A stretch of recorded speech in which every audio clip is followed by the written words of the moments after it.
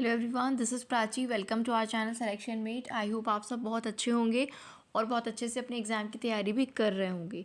तो जो आज का सेशन है उससे हम स्टार्ट कर रहे हैं DSSB के पार्ट 1 के प्रैक्टिस क्वेश्चंस को, जिसमें मैं आपके साथ जितने भी प्रीवियस ईयर में पेपर हुए हैं DSSB के, और वो किसी भी सब्जेक्ट के हों, क्योंकि जो पार्ट 1 होता है जो कि 100 नंबर का होता है, जिसमें general awareness, reasoning, English, Hindi और मैथ्स होता है, वो सभी के लिए लगभग सारी पोस्ट में आता है, चाहे वो टीचिंग की हो चाहे नॉन टीचिंग की पोस्ट हो, वो पार्ट कॉमन होता है।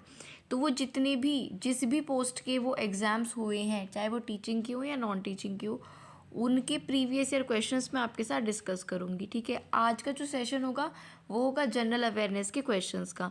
तो यहाँ से आपको एक तो प्रैक्टिस आपकी होती रहेगी, ऊपर से इम्पॉर्टेंट क्वेश्चंस की प्रैक्टिस होगी, और आपको ये भी आइडिया मिलेगा कि कौन सा टॉपिक से क्वेश्चन पूछे जाते हैं, तो वो पर्टिकुलर टॉपिक आप ज़रूर कवर कर लें। ठीक है, तो आप DSSB के पेपर पैटर्न को थोड़ा समझ पाएंगे। और ये सेशन सभी के लिए है जिन्होंने DSSB का कोई सा भी फॉर्म फिल किया है। ठीक है, जनरल पार्ट को हम डिस्कस करें, और आज का जो सेशन है उसमें हम जनरल अवेयरनेस के क्वेश्चन को डिस्कस करेंगे। अब जनरल अवेयरनेस में दो चीज़ें होती हैं बेसिकली, वैसे तो तीन चीज़ें होती हैं। एक होता है स्टैटिक जीके, एक आपका होता है जनरल नॉलेज, जिसमें हिस्ट्री, ज्योग्राफी, पॉलिटी, ये सारे सब्जेक्ट्स होते हैं, और एक आपका होता है करंट अफेयर्स। तो इसमें जो करंट अफेयर्स का पोर्शन है, उन क्वेश्चंस को हम आंसर को उसके डिस्कस नहीं करेंगे, लेकिन क्वेश्चन मैं आपको ज़रूर बताऊंगी, जिससे आपको ये आइडिया हो कि करंट अफेयर का कौन सा टॉपिक आपको छोड़ना नहीं है। तो ठीक है, ये थोड़ी इन्फॉर्मेशन, क्योंकि आज का सेशन पहला है और कुछ स्टूडेंट जो हमारे चैनल के साथ नए जुड़े हैं उनके लिए बताना ज़रूरी है। ठीक है, तो टीचिंग एग्ज़ाम्स की तैयारी आपको चैनल पर कराई जाती है, बहुत ऑथेंटिक क्वेश्चंस कराए जाते हैं, और कोई इन्फॉर्मेशन भी आपको देनी होती है तो वो भी आपको यहाँ पर मिल जाती है। ठीक है, तो अब आज का सेशन हम यहाँ से शुरू करते हैं, और आपको यहाँ पर जो वीडियोस हैं अब लगातार DSSB के एग्ज़ाम तक मिलती रहेंगी, चाहे वीडियो 2 दिन में आए या 3 दिन में आए, लेकिन वीडियो वही आएगा जो आपके एग्ज़ाम के लिए इंपॉर्टेंट होगा, बेनिफिशियल होगा। तो प्रीवियस क्वेश्चंस को हम आपके साथ डिस्कस करेंगे। ठीक है, चलिए शुरू कर लेते हैं। अब आज का जो सेशन है उसको स्टार्ट करते हैं। पहला जो क्वेश्चन है वो है सिबिल स्कोर, इसके संदर्भ में क्या सत्य नहीं है।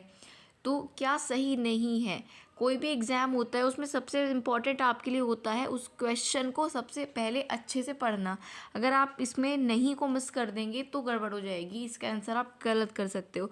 तो पहला आपको क्वेश्चन जो है वो सही से पढ़ना है। सिविल स्कोर के संदर्भ में क्या सही नहीं है, तो जो पहला ऑप्शन है वो सही नहीं है, इसका मतलब जो बाकी के 3 ऑप्शंस हैं वो सही हैं। तो सिविल से रिलेटेड बाकी के जो 3 ऑप्शंस हैं उनको हम पढ़ लेते हैं। ठीक है, तो इसकी बात कर लेते हैं। अब सबसे पहले मैं आपको बता देती हूँ सिविल क्या होता है। सिविल की जो फुल फॉर्म है वो ध्यान से सुन लेना, वो है क्रेडिट इंफॉर्मेशन। फुल फॉर्म भी आपको इन चीज़ों की पता होनी चाहिए। ठीक है, credit information bureau, credit information bureau India limited, इसकी फुल फॉर्म है CIBIL, credit information bureau India limited. ठीक है, ये एक कंपनी है, ठीक है, जो कि क्रेडिट इन्फॉर्मेशन देती है, क्रेडिट से रिलेटेड जो है इन्फॉर्मेशन है वो देती है, जो कि कंपनी लाइसेंस्ड है बाय आरबीआई। आरबीआई ने जिन कंपनीज़ को रजिस्ट्रेशन दिया है, क्रेडिट कंपनीज़ को, उनकी इन्फॉर्मेशन हमें सिबिल के माध्यम से पता चलती है। ठीक है, तो सिबिल की फुल फॉर्म मैंने आपको बता दी है। अब पहला जो गलत है उसको हम पढ़ेंगे नहीं, लेकिन बाकी 3 तो सही हैं, तो उसको पढ़ लेते हैं। दूसरा ऑप्शन कहता है ये 3 अंकों की एक संख्या होती है, ये एक सिबिल जो होता है, सिबिल स्कोर की यहाँ पर बात हो रही है। मैंने आपको सिबिल के बारे में बताया है, ठीक है, और यहाँ पर बात हो रही है सिबिल स्कोर की। तो सिबिल स्कोर 3 डिजिट्स में होता है, 3 अंकों की एक संख्या होती है। ऋणदाता इसे ऋण की स्वीकृति के लिए प्रयोग करते हैं। ठीक है, जो ऋण देने वाले होते हैं वो ऋण की स्वीकृति के लिए यूज़ करते हैं कि सिबिल स्कोर आपको एक दिया जाता है। ठीक है, आपकी पहली जो प्रीवियस एक्सपीरियंसेस रहे हैं किससे रिलेटेड, जो भी ऋण वगैरह लिया जाता है उससे रिलेटेड जो आपकी परफॉर्मेंस रही है उसको सिबिल स्कोर बताता है, और उसके बेसिस पर आपको अगर कोई लोन वगैरह लेना होता है तो वो मिलता है। जो स्कोर जितना ज़्यादा होता है ऋण स्वीकृत होने की संभावना उतनी ज़्यादा होती है। सिबिल स्कोर जितना अच्छा आपका होता है आपको लोन जो है उतनी आसानी से मिल जाता है। तो ये सारी चीज़ें हो गई इस क्वेश्चन से रिलेटेड। ठीक है, तो आई होप आपको ये क्वेश्चन बहुत अच्छे से क्लियर हो गया होगा। अब मैं अगला क्वेश्चन आपके साथ डिस्कस कर लेती हूँ। क्वेश्चन नंबर 2 आपके सामने है और ये आपसे कहता है कि भारत में राजनीतिक दलों और उम्मीदवारों के मार्गदर्शन के लिए आचार संहिता के अनुसार चुनाव से पहले निर्धारित किए गए समय के अनुसार कितनी अवधि के दौरान सार्वजनिक बैठकें नहीं करनी चाहिए। तो चुनाव से जस्ट पहले जो राजनीतिक दल हैं या उम्मीदवार हैं उनको कितने समय पहले सार्वजनिक बैठक नहीं करनी चाहिए। तो 48 घंटे यानी कि 2 दिन। ठीक है, 2 दिन या फिर आप याद रख सकते हो 48 घंटे के दौरान उससे पहले जो है आप सार्वजनिक बैठक नहीं कर सकते चुनाव से पहले। क्लियर होगी बात। अगला क्वेश्चन, राष्ट्रीय मतदाता दिवस, ठीक है, नेशनल वोटर्स डे होता है 25 जनवरी को। नेशनल वोटर्स डे पूछा, ये इंपॉर्टेंट डे है। तो देखो यहाँ पर आपसे क्वेश्चन पूछ लिया है डेज से। ठीक है, यहाँ पे इलेक्शन से आपसे क्वेश्चन पूछा और इस बार भी बहुत चांसेस हैं कि इलेक्शन के टॉपिक से आपसे क्वेश्चन जो है पूछा जाए, बिकॉज इलेक्शन है इस बार। ठीक, और ये आपका हो गया डेज से। अगला क्वेश्चन आपका आ जाता है, और वो जो सिविल स्कोर वाला था ना वो आपका इकोनॉमिक्स से क्वेश्चन हो गया। अगला क्वेश्चन आपके सामने है कि यहाँ पर आपको फिलिंग द ब्लैंक फिल करना है। डैश वह व्यक्ति होता है जो लोगों, उनकी संस्कृति और रीति रिवाजों का वैज्ञानिक विवरण लिखता है। तो उसको क्या बोला जाता है, उसको एथनोग्राफर बोलते हैं। एथनोग्राफर या शुद्ध हिंदी में निर्वंश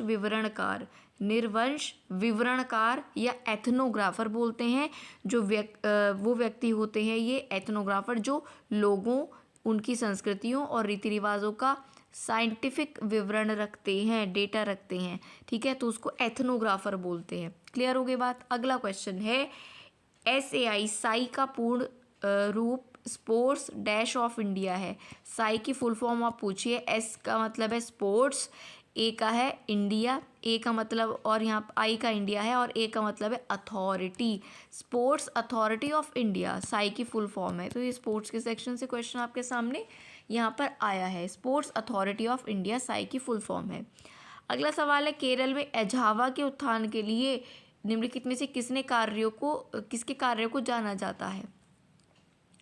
ठीक है, तो एथावा, ठीक है, केरल में एक जगह है एझावा, केरल में एझावा के उत्थान के लिए जो है किसके कार्य को जाना जाता है, तो नारायण गुरु। ठीक है, ये तो कुछ इस टाइप के क्वेश्चंस ऐसे हो जाते हैं जिनको हम बोलते हैं आउट ऑफ बॉक्स आ गए। तो देखो पूरे आपके 20 क्वेश्चंस आते हैं जनरल अवेयरनेस के।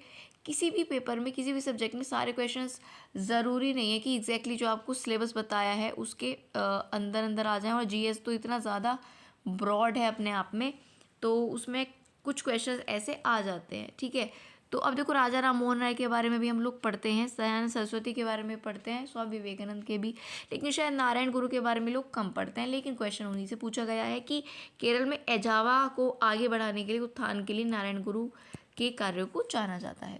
अब अगला सवाल है लिपि के बारे में, इनमें से कौन सी एक लिपि नहीं है।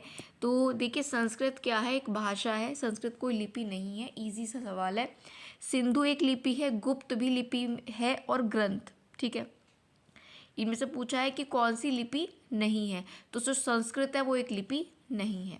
अगला क्वेश्चन आपके सामने है खंड श्रृंखला है। ठीक है, खंड श्रृंखला यानी कि ब्लॉकचेन है। तो ब्लॉकचेन प्रौद्योगिकी के संबंध में क्या सही नहीं है। तो ब्लॉकचेन जो है एक व्यवस्थापक की आवश्यकता होती है, ये बात गलत है। इसके अलावा जो तीनों ऑप्शन है वो सही होंगे इससे रिलेटेड, तो उसको पढ़ लेते हैं। तो ब्लॉकचेन प्रौद्योगिकी के संबंध में सत्य है कि डेटा को विश्व स्तर पर कई सर्वरों पर भंडारित यानी कि स्टोर किया जाता है। वर्ल्ड लेवल पर कई सर्वरों के साथ डेटा को स्टोर किया जाता है ब्लॉकचेन टेक्नोलॉजी में। ठीक है, इस प्रौद्योगिकी का मतलब होता है टेक्नोलॉजी। जो ब्लॉकचेन टेक्नोलॉजी है ये एक सुरक्षित इलेक्ट्रॉनिक खाता यानी कि अकाउंट है, तो बिल्कुल सही बात है।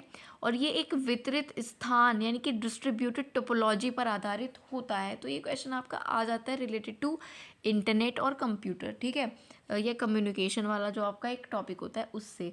तो ये तीनों पॉइंट जो सही है वो आपको याद रखने हैं। थर्ड इसका सही आंसर होगा, जो कि गलत है। अगला सवाल आपके सामने आ जाता है, भारत के संविधान में लोकसभा में केंद्र शासित प्रदेशों का प्रतिनिधित्व करने के लिए कितने सदस्यों तक की एक परिकल्पना की गई है। ठीक है, भारत के संविधान में लोकसभा में जो केंद्र शासित प्रदेश होते हैं, यूटीज होती हैं, यूनियन टेरिटरी, उनका प्रतिनिधित्व करने के लिए कितने सदस्यों की परिकल्पना लोकसभा में है। तो इसका सही उत्तर आपका हो जाएगा 20 सदस्य आ सकते हैं केंद्र शासित प्रदेशों से, किसमें, लोकसभा में। ठीक है, अब अगला सवाल आपके सामने आ जाता है, क्वेश्चन नंबर 10। ब्रह्मपुत्र का उद्गम कहाँ से हुआ। ये नदियों से आपका ज्योग्राफी से क्वेश्चन आ गया। तो ब्रह्मपुत्र का जो उद्गम है वो मानसरोवर झील के क्षेत्र से होता है, ये आपको याद रखना है। ब्रह्मपुत्र का जो उद्गम है वो कहाँ से होता है, मानसरोवर झील के क्षेत्र से होता है। 10 क्वेश्चन हमारे यहाँ कंप्लीट होते हैं। वीडियो अगर यहाँ तक आपको अच्छा लग रहा है तो लाइक आप ज़रूर करें। ठीक है, चलिए बढ़ते हैं अगले क्वेश्चन पर। अभी करंट का कोई क्वेश्चन नहीं देखने को नहीं मिला। ठीक, क्वेश्चन नंबर 11, सर्वाधिक उपयुक्त विकल्प के साथ आपको इसको फिलिंग द ब्लैंक का पूरा करना है। डैश एक ऐसा संगठन है जो भारत में सरकारी मंत्रालयों, ई गवर्नेंट या ई गवर्नेंस के अनुप्रयोगों के परिचालन में महत्वपूर्ण भूमिका निभाता है। तो वो कौन सा सेंटर है, नेशनल इंफॉर्मेटिक्स सेंटर, NIC। ठीक है, वो क्या है आपका, वो सेंटर कौन सा है, NIC, NIC, फोर्थ ऑप्शन का सही होगा। NIC है national informatics centre, full form भी याद रखना, नेशनल इंफॉर्मेटिक्स सेंटर है। ये एक ऐसा ऑर्गेनाइजेशन है जो भारत में जितने भी गवर्नमेंट आपके मंत्रालय हैं, मिनिस्ट्रीज़ हैं और जितने भी विभाग हैं उनके परिचालन, उनको क्या करता है, उनके कार्यों को संचालित करता है NIC। ठीक, अगला क्वेश्चन आपके सामने है, ये क्योंकि 2018 का पेपर मैं आपके सामने लेकर आई हूँ, PGT फाइन आर्ट्स का ये पेपर था, लेकिन आपको यहाँ पर मतलब जनरल पार्ट से है, हमें ज़्यादा उसके क्वेश्चंस को प्रैक्टिस करना है। तो ये 2018 का करंट का क्वेश्चन आपसे पूछा है, लेकिन देख लेते हैं कि टॉपिक क्या है। तो टॉपिक है स्पोर्ट्स, और स्पोर्ट्स में यहाँ पर बात की गई है 2018 फीफा वर्ल्ड कप की फुटबॉल टीमों को शीर्ष 4 रैंकिंग में सही क्रम क्या था, यानी कि जो फीफा वर्ल्ड कप 2018 हुआ था उसमें टॉप 4 टीम्स कौन सी थी, इसको सीक्वेंस में लगाना था। ठीक है, तो ये आपके मतलब का नहीं है, लेकिन टॉपिक मतलब का है कि स्पोर्ट्स से करंट अफेयर आपसे पूछा जा सकता है। अगला सवाल है क्वेश्चन नंबर 13, एसोचैम का अर्थ। ठीक है, ये पूरा दिया हुआ है, बस आपसे पूछा है सी की फॉर्म क्या होगी, सी की फुल फॉर्म क्या है एसोचैम में। तो एसोचैम में सी की फुल फॉर्म है चैम्बर्स, तो पढ़ लेते हैं। एसोचैम में A फॉर है एसोसिएटेड, ठीक है, ASS का मतलब है एसोसिएटेड। ठीक, फिर C का मतलब है चैम्बर्स ऑफ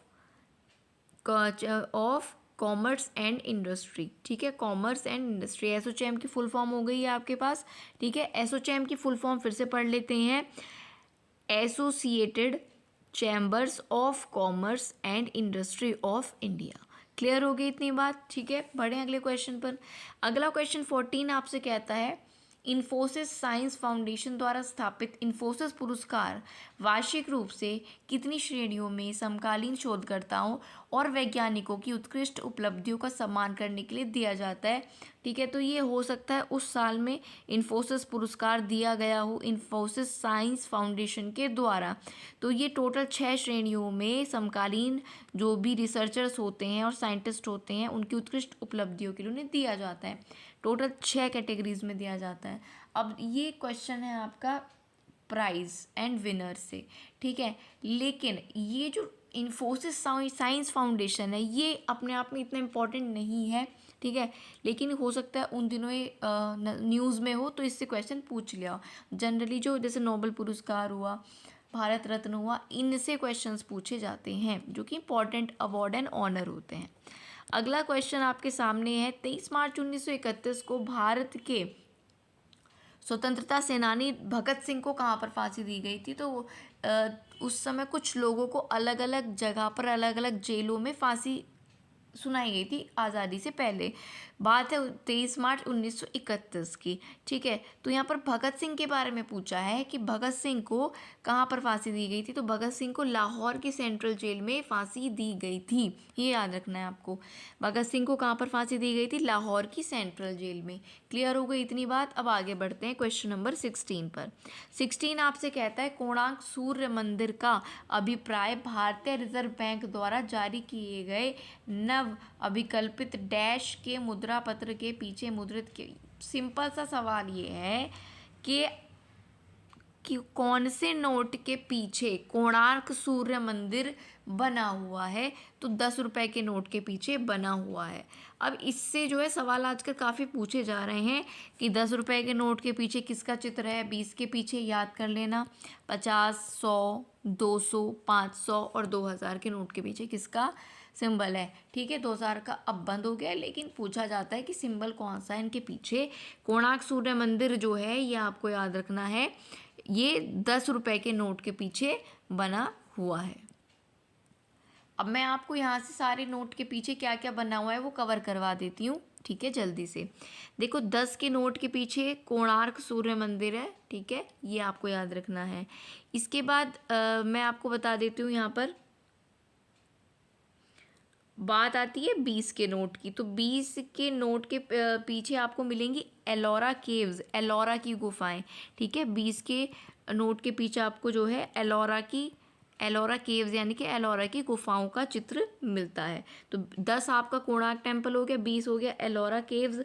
50 के नोट के पीछे आपको हम्पी, कर्नाटक का एक प्राचीन गांव है, उसकी तस्वीर देखने को मिलती है।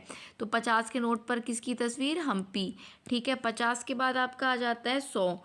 तो 100 के पीछे है रानी की पाव। 100 के नोट के पीछे चित्र है रानी की पाव का, तो ये आपको याद रखना है। फिर 100 के बाद आपका आ जाता है 200। 200 के पीछे है सांची स्तूप। सांची स्तूप 200 के नोट के पीछे है। ठीक है, फिर आ जाता है 500 का। 500 के नोट के पीछे है लाल किला। 500 के नोट के पीछे है लाल किला। और 2000 के नोट के पीछे है आपका क्या? चंद्रयान। यहाँ पर 2000 के नोट के पीछे आपके चंद्रयान की तस्वीर है। ठीक है, इतना आपको क्लियर हो गया? तो सारे मैंने आपको बता दिया है। 10 रुपए के नोट के पीछे कोणार्क सूर्य मंदिर, 20 के पीछे एलोरा केव्स, 50 हम्पी। ठीक है, 50 के नोट के पीछे हम्पी। 100 के नोट के पीछे मैंने अभी आपको बताया रानी की पाव। 200 के पीछे क्या बताया है? 200 के नोट के पीछे बताया मैंने आपको सांची स्तूप। ठीक है, 500 के पीछे लाल किला और 2000 के पीछे आपका चंद्रयान। ठीक है, अब अगले क्वेश्चन पर बढ़ते हैं। क्वेश्चन नंबर 17, निम्नलिखित में से ऊर्जा का कौन सा स्रोत जीवाश्म ईंधन से प्राप्त होता है? तो इनमें से जो जल, पवन और नाभिकीय जीवाश्म ईंधन से नहीं प्राप्त होते। कोयला जो है वो जीवाश्म ईंधन से प्राप्त ऊर्जा का स्रोत है। क्वेश्चन नंबर 18 आगे कहता है कि भारत के संविधान की प्रस्तावना अपने सभी नागरिकों को निम्नलिखित प्रदान करने का संकल्प करती है। ठीक है, तो भारत के संविधान की जो प्रस्तावना है वो अपने सभी नागरिकों को क्या जो है निम्नलिखित प्रदान करने की संकल्प करती है। इनमें से कौन सा विकल्प सही नहीं है? पूरा यहाँ पर होगा क्वेश्चन। यहाँ पर संकल्प करती है ही देखकर आप मार्क नहीं करना, यहाँ पर पूरा यहाँ तक क्वेश्चन है, ये चीज़ें बताती है इनमें से कौन सा विकल्प सही नहीं है। तो रोजगार प्रस्तावना में कहीं रोजगार देने का संकल्प मेंशन नहीं है, जबकि न्याय, भाईचारा और अधिकार मेंशन है। तो ये आपको बात याद रखनी है। अगला क्वेश्चन आ जाता है क्वेश्चन नंबर 19। 19 आपसे कह रहा है कि सौर मंडल में सूर्य से दूरी के क्रम में दूसरे और तीसरे ग्रह कौन कौन से हैं? सूर्य से दूरी पर जो दूसरा ग्रह है वो है शुक्र और तीसरा ग्रह है पृथ्वी। सूर्य से दूरी के संदर्भ में पूछा है, तो सूर्य से दूरी पर दूसरे नंबर पर शुक्र आएगा और तीसरे नंबर पर आएगा पृथ्वी। इसके बाद फिजिक्स से आपका एक न्यूमेरिकल पूछा गया है जो कि आपका लास्ट क्वेश्चन है। तो यहाँ से मैं इसको डिस्कस करने से पहले आपको एक बात बता देती हूँ करंट अफेयर पे बिल्कुल भी ज़्यादा टाइम और फोकस करने की ज़रूरत नहीं है। हद से हद 2 या उससे ज़्यादा 3 क्वेश्चन आपको करंट के देखने को मिल सकते हैं। मैं ये नहीं कह रही कि आप उसको पढ़ो मत, लेकिन एग्ज़ाम से पहले कोई लास्ट 6 मंथ का आपको पीडीएफ मिल जाए, कोई वीडियो मिल जाए, वो देख लेना। लेकिन बहुत ज़्यादा टाइम इसको लोग एलोकेट करने की ज़रूरत नहीं है करंट अफेयर को। बाकी आपकी कंप्लीटली आपकी चॉइस है, आपको पढ़ना है आप पढ़ सकते हो, लेकिन ये मेरा आपको सजेशन है कि ज़्यादा बाकी सब्जेक्ट्स पढ़ो और बाकी में भी प्रैक्टिस ज़्यादा करो। किसी भी एग्ज़ाम में जो क्वेश्चंस आए हैं वो आपके लिए बहुत इंपॉर्टेंट है। TSSB के अलावा भी जो SSC में पूछे जाते हैं वो भी आपके लिए इम्पॉर्टेंट है ना। तो ये ज़्यादा आपको प्रैक्टिस करना ज़्यादा इम्पॉर्टेंट हो जाता है। इसमें फिजिक्स का जो ये क्वेश्चन है आपको दिया है 100 वाट, यानी कि पावर दी है 100 वाट का एक बल्ब है, उसको जब 20 घंटे स्विच ऑन रखा जाता है, टाइम दिया है, पावर दी है, तो ऊर्जा पूछी है, एनर्जी पूछी है आपसे किलोवाट घंटा में। ठीक है, ठीक है। अब इस न्यूमेरिकल को हम देख लेते हैं। 20th जो आपका न्यूमेरिकल है, फिजिक्स से आपका क्वेश्चन पूछा गया है। ऑलराइट, चलिए देखो यहाँ पर आपको सबसे पहले 100 वाट यानी कि जो ऊर्जा है वो कितनी दी गई है, वो आपको यहाँ पर जो पावर है वो कितनी दी गई है, 100 वाट। ठीक है, टाइम आपको दिया गया है 20 घंटे। आपको अगर ऊर्जा की खपत निकालनी है, ठीक है, तो वो आपका हो जाएगा ऊर्जा की खपत आपकी आ जाएगी यहाँ से 100 × 20 यानी कि 2000।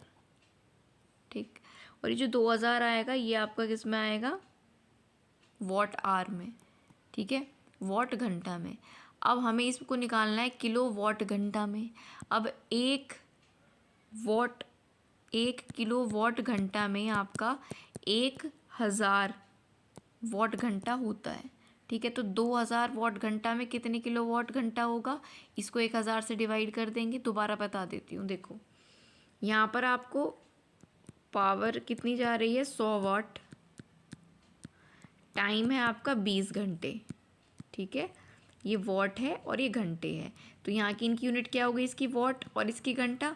तो जब हमने ऊर्जा निकाली, जो ऊर्जा की खपत है, तो ऊर्जा की खपत आ जाएगी 100 × 20 यानी कि 2000, और जब इनकी मल्टीप्लाई हुई है तो यूनिट्स की मल्टीप्लाई होगी, तो ये आ जाएगा वॉट आवर। ठीक, अब हमें आंसर चाहिए किलो वॉट घंटा में, यहाँ पर क्योंकि मेंशन है 1 किलो वॉट घंटा में 1000 क्या होते हैं, वॉट घंटा होते हैं, जो कि हमारे पास हैं।